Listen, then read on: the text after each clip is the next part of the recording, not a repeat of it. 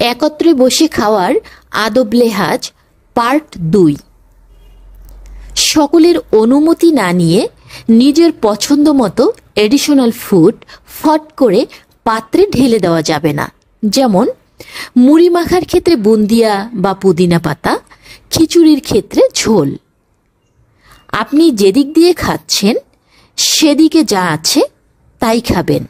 আরেকজনের দিক থেকে বারবার পেঁয়াজুর পার্ট বা মাংসের টুকরো নিবেন না। সবাই যে আইটেম খাচ্ছে সেটাই খেতে হবে। সবাই যখন করলা ভাজি খাচ্ছে তখন আপনি করলা ভাজি খাই না বলে তড়িঘড়ি করে রোস্টের বড় পিসটা নিয়ে নেবেন, এটা ঠিক হবে না।